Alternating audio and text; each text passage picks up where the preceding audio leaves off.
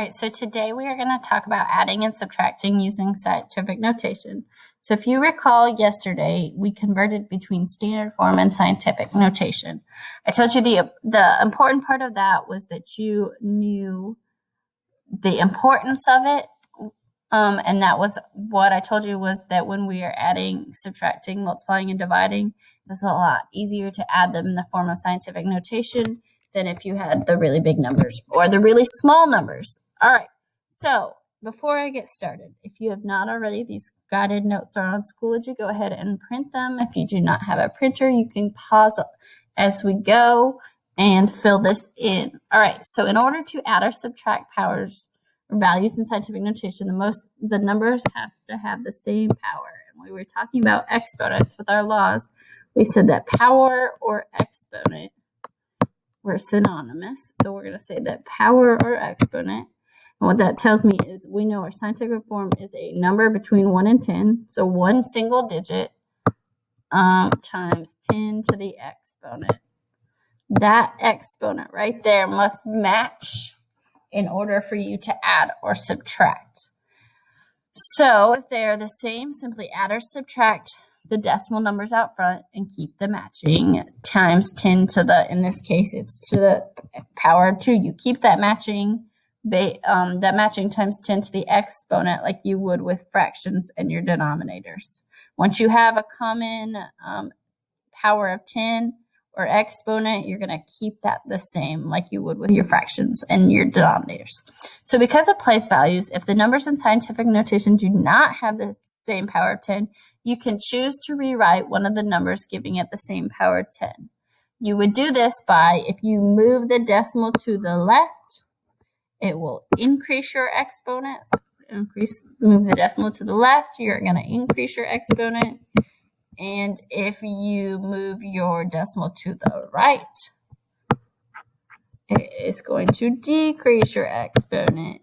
So this will help you when you are trying to find a common exponent for your scientific notation in order to add or subtract. Otherwise, and I really only see this in tests because the whole point of this is that you can add and subtract using scientific notation. This is otherwise, put them in standard notation, add them, subtract them, and then put them back in scientific notation. But that sounds like a lot of extra work. So I would, and that's the whole point of this, is that this saves you time. But this process of the decimal going to the left, increasing your exponent, and the decimal to the right, decreasing your exponent, will be important additionally when you are done adding or subtracting, because if I've moved my decimal to the right and I'm adding a digit that has more than 1 in front of the decimal, I'll have to move it back, because part of the proper scientific notation form is that I only have the 1. So I'll have to use that in order to make sure that my answer only has 1 digit in front of the decimal. So if I look at this first one, I have times 10 to the 8th.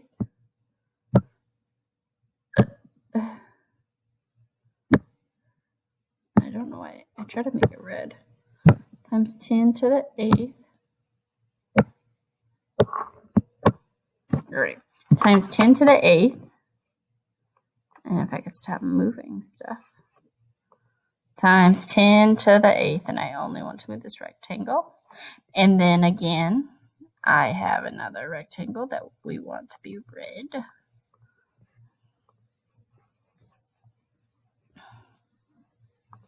We don't want to fill. All right. And again, we have times 10 to the 8th. So I'm just going to circle it because that was too much work. All right.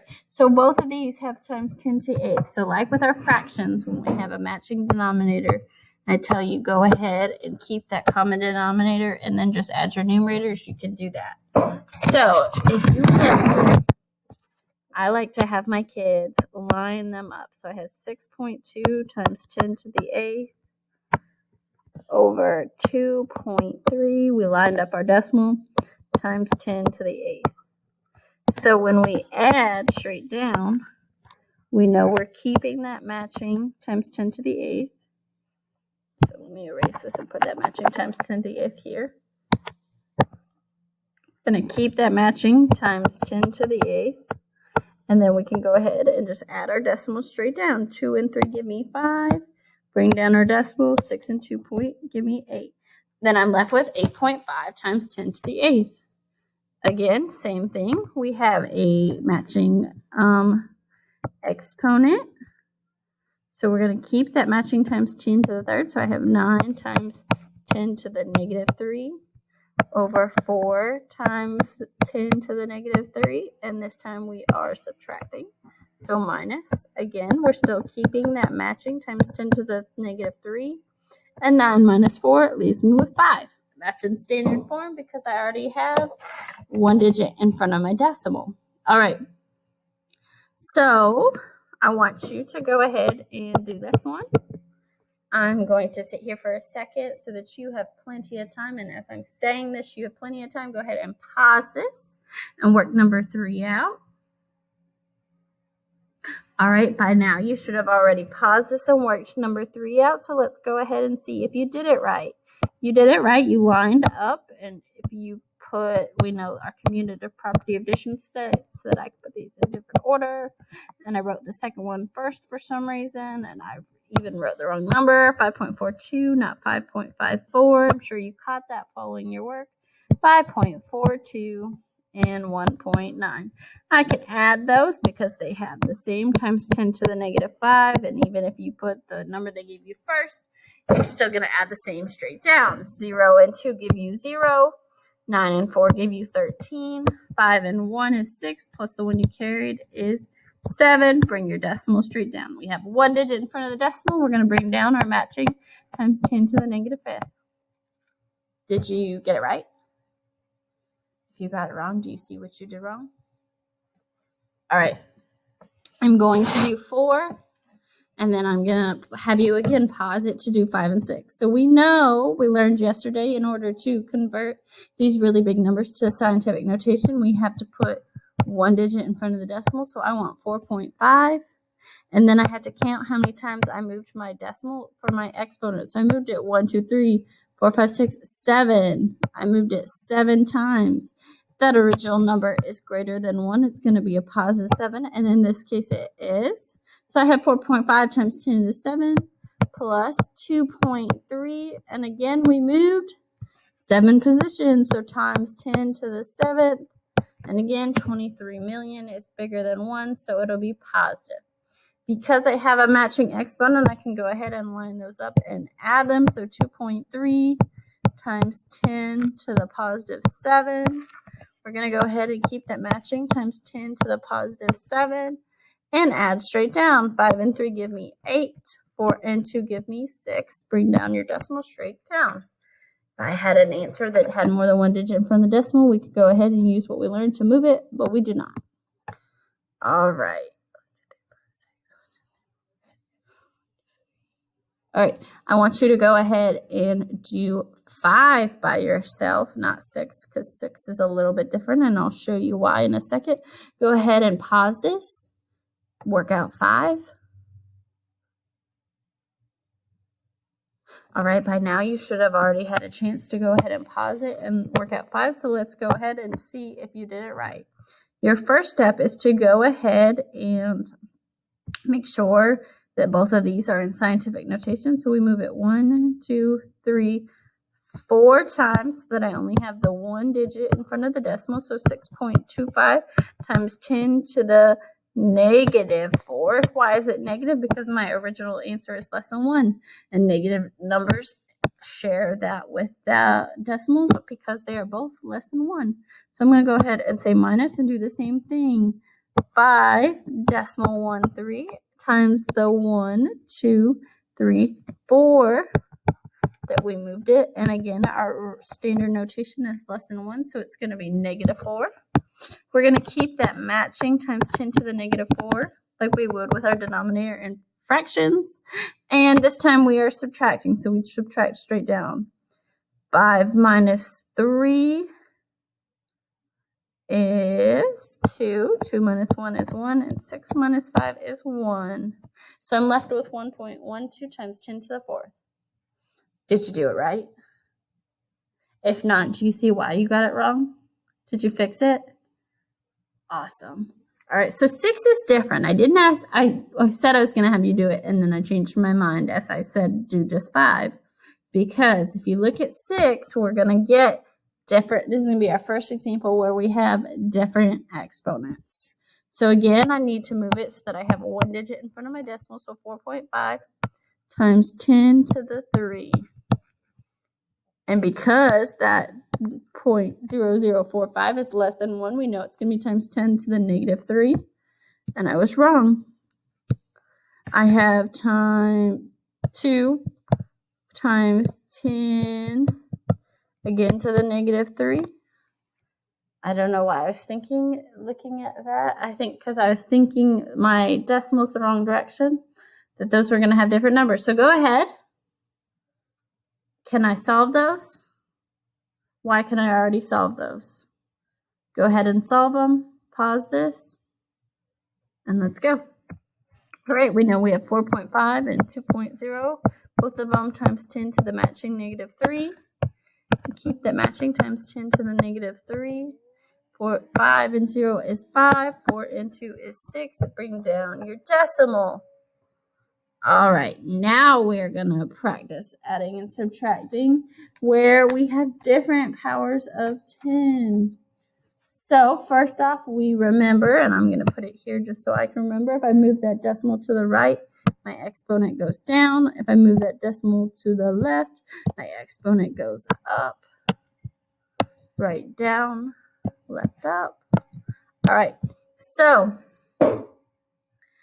and I always find, well, I'll show you when I get there. I always find with decimal, when you're subtracting, it's easier to move it to the left, so you're not trying to subtract positives and negatives. All right, so we have 4.7 times 10 to the 7th times 10 to the 6th. We're going to add those together. Well, so I'm going to go ahead and I am going to move my decimal to the left here. And because I moved it 1 to the left, we know left goes with up. We're going to increase that exponent by however many times I had to move that decimal. So because I moved it 1 to the left, I moved it 1 up so that I'm left with decimal 0.34 times 10 to the 7. And now we have matching exponents, so we can go ahead and add them. So then I have 4.7. And again, we know addition is commutative, so I just put the first one underneath it after I figured out what it was. You could have put the 4.7 first. I just only have so much space. So keep that matching times 10 to the 7th power. 4 and 0 is 4. 7 plus 3 is 10. Carry your 1. 4 and 0 is 4. Plus the 1 you carried is 5. And bring your decimal straight down. So we have 5.04. All right, looking at that next one, we have subtraction. So what I said is with subtraction, I like to go ahead and move my decimal to the left so I'm not changing the signs of these numbers because they're already both positive and I don't want to be subtracting a number bigger. So when I move the decimal to the left, it is going to increase the exponent. So I know that I need to move this one because I want to make 4 or 5. And we know to get from 4 to 5, we have to add 1. So if I increase that exponent, and I increased it because I knew I wanted to move the decimal to the left. So when I was subtracting, I wasn't subtracting a number larger than my first set. So because I moved it, increased my exponent by 1, we know increase of an exponent goes with moving the decimal to the left. So we're going to move this decimal 1 to the left, and we're going to be left with minus 0.8 times 10 to the 4 and 1 give me 5. And now we have a matching exponent. So we can go ahead and line this up. 9 times 10 to the 5 minus 8 times 10 to the 5. And we moved our decimal 1 to the left. And we're going to keep that matching times 10 to the 5. You can box them up. This will make it a lot easier when we add or when we multiply and divide.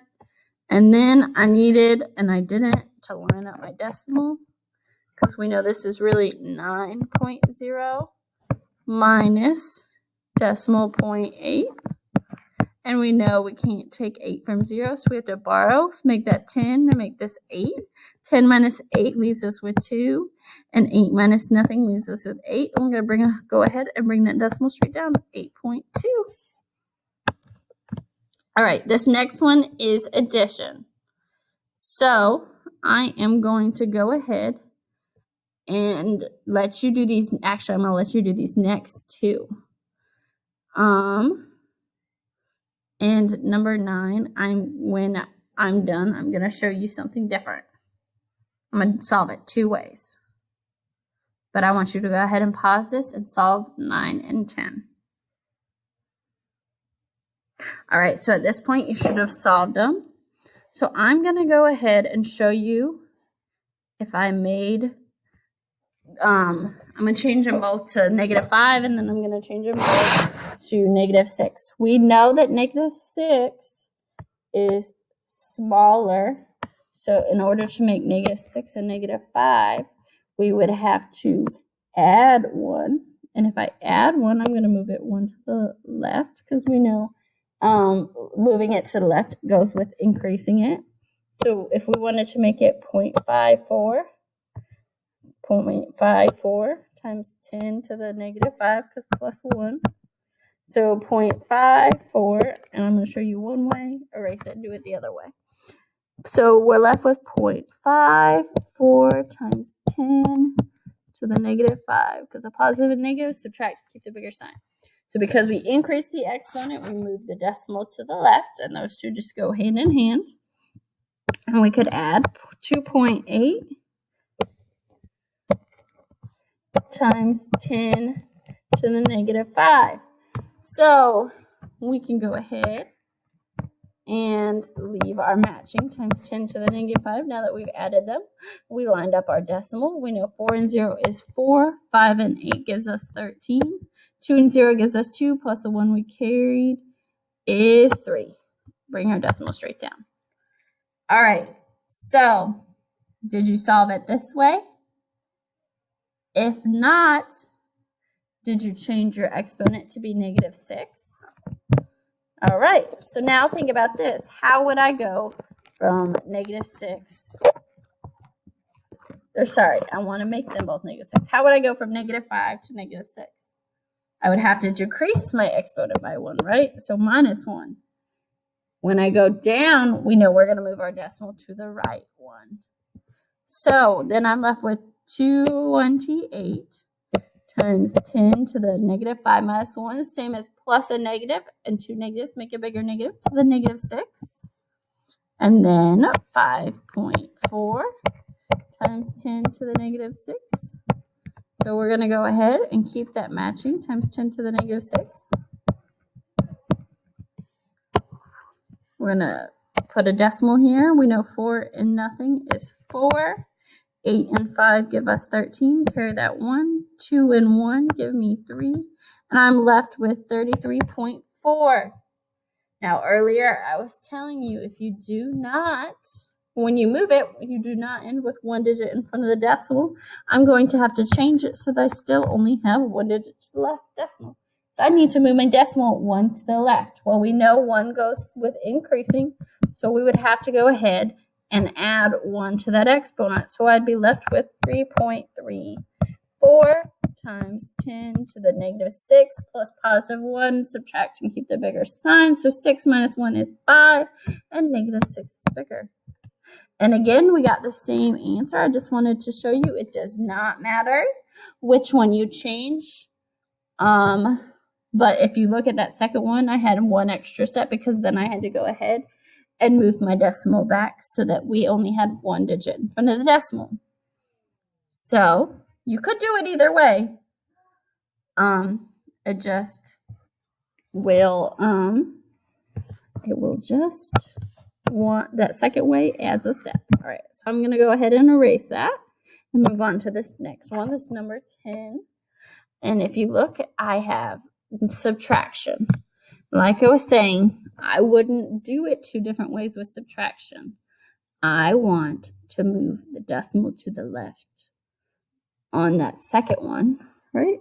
I want to make 4 -3, and I know moving to the left will increase that -4 to -3.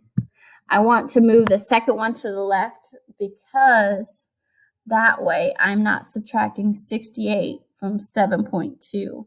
I'm subtracting decimal 68 from 7.2, and I'm not changing signs. So then I'm left with 7.2 times 10 to the -3.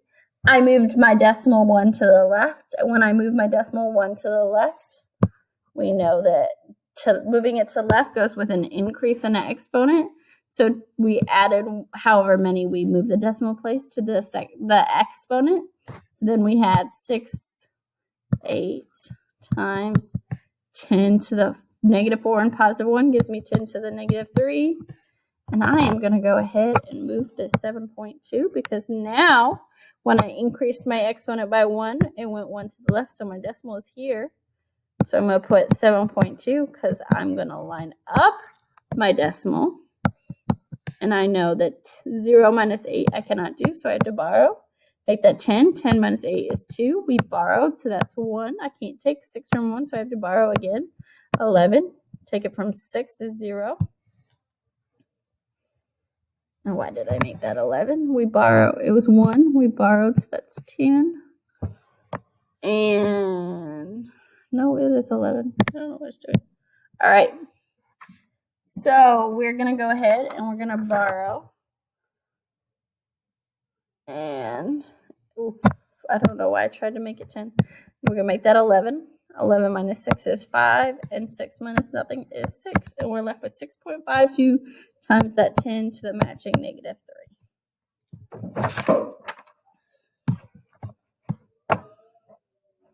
All right. So on this, I want you to go ahead and do 11 and 12. If you look, you have to first remember how to make them both the same form. So if you want, you can go ahead and make them both in standard form, but you have to put your answers in scientific notation. So you're adding steps. I would go ahead, put them both in scientific notation, but go ahead and pause this and do 11 and 12. All right, by now you should have paused this and finished that out. So then you have 6.4 times 10 to the 5, and you have 3.2 because we want one digit in front of the decimal. 1, 2, 3, 4, 5 to the left. And that number is bigger than 1, so 10 to the 5. So now we should just add and keep that matching times 10 to the 5. So times 10 to the 5. 4 and 2 is 6. Bring down your decimals. 6 and 3 is 9. Do the same thing here. We're going to move our decimal 4 places. So we have 5.4 times 10 to the exponent of 4. That original number is less than 1, so our exponent is negative. And we have matching exponents, so all I should have to do is line that up.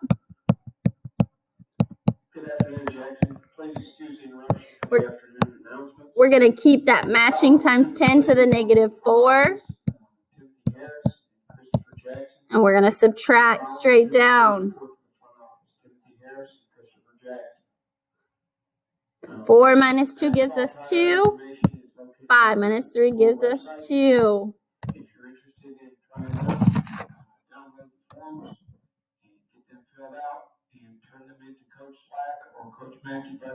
All right, this next one says Somerville has a population of 430,000 people, while Eagleton has a population of 5.7 times 10 to the 5. What is the difference? We know difference means the answer in subtraction. So I'm going to go ahead and I'm going to say 4.3 times 10, because I know I can only have one digit in front of the decimal. And I moved it 5 positions, so 10 to the 5, and it's a positive 5 because that's greater than 1. And I'm finding the difference. So I'm going to subtract that from 5.7 times 10 to the 5. We're going to keep that matching times 10 to the 5. And 7 minus 3 is 4. 5 minus 4 is 1. All right. And I want you to go ahead and pause this and do 14. All right, by now you should have paused it. We know that we have to move this 2 to the right. So we have 2.5 because we can only have the 1 digit in front of the decimal, times 10 to the exponent of 2. That is less than 0, so we learned yesterday that's going to be a negative exponent. We have a matching times 10 to the negative 2. And because we are adding that, we want the total thickness. So we're adding her first one that is this thick. And we're going to add the construction board that's this thick. So 7 and that 2.5, 7.0 times the 10 to the negative 2. I'm going to add those together. Keep that matching times 10 to the negative 2. 5 and 0 is 5. 2 and 7 is 9. So, summarize today's lesson. Let's go back to our objective. What did we learn? I know how to add and subtract. Well, how do you add and subtract? You make sure that you have the same power. If they are the same power, you just add or subtract, like the first of the decimal portion. If they do not have the same power, we know that we have to move our decimal. So if we move our decimal to the right, we're going to decrease our exponent. And if we move that decimal to the left, we are going to increase our exponent. So we have to look at our exponents and say, well, I want to make this one bigger. Well, if I'm increasing my exponent, I have to move that decimal to the left, or I want to make this exponent smaller to match the other one.